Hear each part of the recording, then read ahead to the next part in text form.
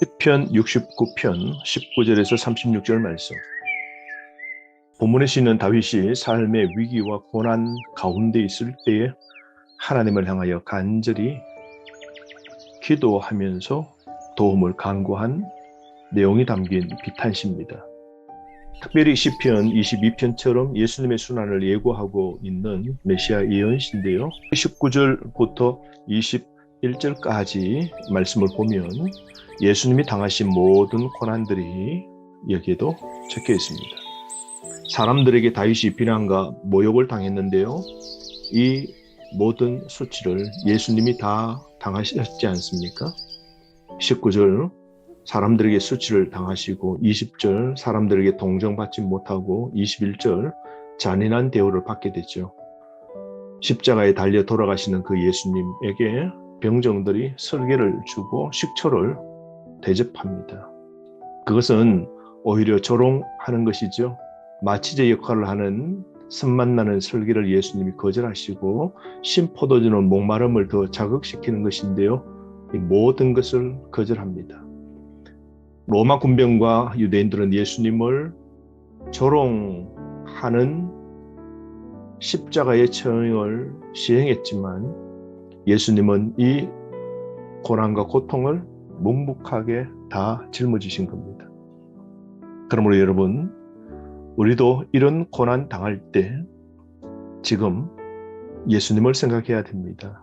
예수님은 오늘 나의 고난과 고통을 아십니다. 그리고 도와주시는 겁니다. 다른 사람에게 지금 비난과 조소와 공격을 받아서 마음이 상할 때 특별히 고난 당하신 예수님을 깊이 생각합시다.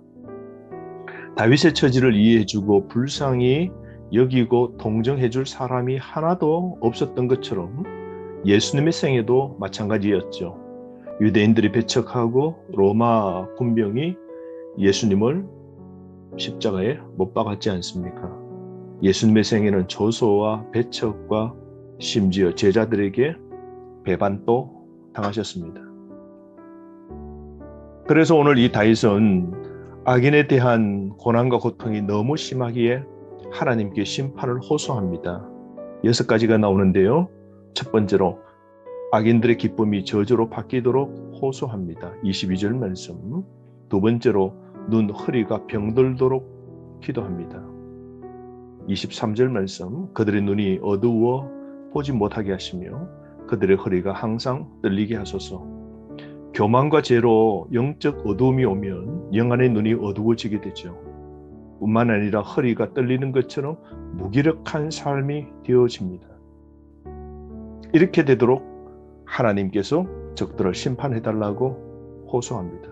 세 번째로 완전히 파멸당하도록 호소하죠. 24절입니다. 네 번째로 황폐화되도록 호소하는데요. 25절, 26절 말씀입니다. 그들의 거처가 황폐하게 되고 장막에 사는 자가 없게 되고 26절 핍박하며 슬픔을 그들이 다 당하기를 간구합니다.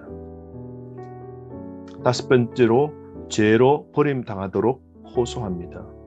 여섯 번째로 생명책에서 그 이름이 지워지도록 호소합니다. 28절 말씀. 그들을 생명책에서 지우사 의인들과 함께 기록되지 말게 하소서. 생명책이라는 이런 용어는 출애굽기 32장 32절에도 나오고 요한계시록 20장 12절에서 15절 말씀이 나오죠. 생명책에서 이름이 지워지는 것은 마치 기회와 소망이 끝남을 나타내죠. 여러분, 악인의 가장 비참한 것은 영생 얻는 구원의 생명책의 이름이 지워지는 겁니다. 그러므로 지금 악을 가하는 자들로 원망과 불평을 하지 말고 하나님의 공의에 맡기고 사탄에게 틈주지 않는 삶을 살아야 됩니다. 여러분, 하나님께 원수의 심판을 맡기고 하나님이 원수를 물리치도록 맡겨야 됩니다. 그러므로 오늘 이 다윗이 악인에 대한 심판을 호소하는데요. 이것은 보복의 감정이 아니라 하나님의 정의가 실현되고 하나님의 영광이 드러나기를 원하는 마음이죠. 회개가 없으면 심판만 남게 됩니다. 우리의 삶, 자칫 우리를 향하여 공격하고 비난하고 조소하고 복음을 무시하는 자들을 우리가 보복하려는 마음들이 생길 수도 있습니다. 그러나 다윗처럼 하나님께 심판을 호소하고 하나님의 정의, 빛이 어두움을 이기도록 하나님께 선처를 구하는 것, 이런 믿음의 자세가 오늘 우리에게도 필요한 것이죠. 29절에서 36절 말씀은 다윗은 기도 응답을 확신하며 찬양을 드립니다. 구원의 소망을 확신하는데요. 다윗은 탄식 또한 슬픔이 기쁨의 찬양으로 바뀌도록 하나님을 향하여 찬송합니다. 그렇게 될 것을 믿고 있는 것이죠. 고통 속에서도 신앙을 잃지 않고 예배합니다. 하나님이 나의 소망이라고 확실히 믿는 사람만이 절망과 고난과 고통 속에서도 소망을 확신하며 하나님을 향하여 찬양할 수 있는 것이죠. 29절 말씀, 오직 나는 가난하고 슬프오니 하나님이여 주의 구원으로 나를 높이소서.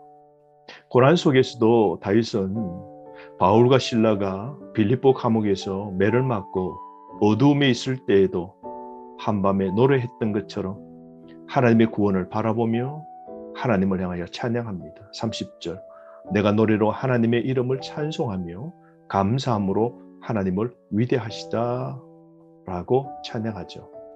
그러므로 여러분, 참 찬양은, 진정한 찬양은 믿음으로 되는 겁니다. 참된 예배는 하나님을 기쁘시게 하는 것이죠. 31절 말씀, 고난과 고통 속에서도 다윗은 여호와를 더욱 기쁘시게 함이 되도록 삶을 사는 것이죠.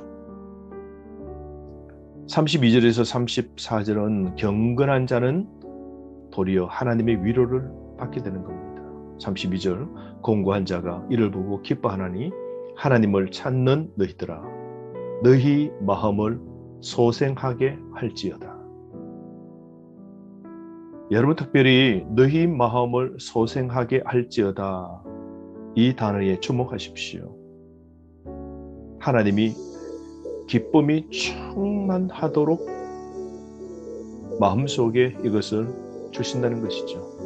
공고한 자가 누구입니까? 마음이 겸손한 자죠. 이런 자는 하나님이 반드시 구원해 주시고 그 마음이 기쁨이 충만하도록 해주시는 겁니다. 그러므로 여러분, 오늘도 하나님의 도우심을 믿고 기쁨을 가지고 삽시다. 하나님은 당신을 의지하는 자의 신음소리를 들으시고 멸시하지 아니하시고 절망에서 끄집어내어 하나님을 향하여 찬양할 수 있도록 구원의 자리에도 세워 주십니다.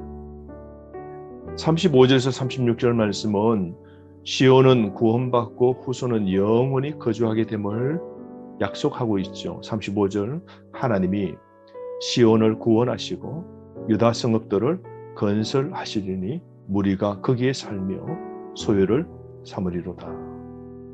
훗날 받을 구원과 천국을 소망하며 지금 어려움도 찬양하며 하나님께 감사하며 오늘을 즐겁게 살아가야 됩니다. 왜냐하면 하나님만이 그분을 신뢰하는 자에게 영생을 주시고 새 예루살렘, 천국에 영원히 살게 하시기 때문입니다. 지금 고난과 어려움이 있을지라도 우리의 천국은 웃음입니다. 기쁨입니다. 영원한 천국에 살도록 하나님이 우리를 구원하시고 천국의 기업을 우리를 위하여 준비해 놓으셨기 때문이죠. 그러므로 여러분, 우리가 하나님을 위해 일할 때 고난이 오는 경우가 참 많습니다.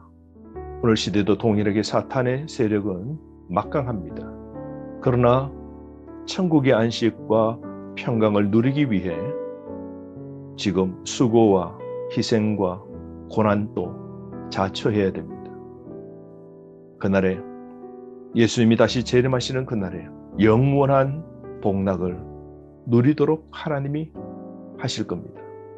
그러므로 오늘 우리가 잠시 비난과 고난과 멸시를 당할지라도 우리의 올바른 의지와 하나님의 교회를 위한 헌신과 수고를 거두지 말고 최선을 다하여 주의 나라를 위하여 힘쓰는 신실한 하나님의 일꾼 되기를 바랍니다.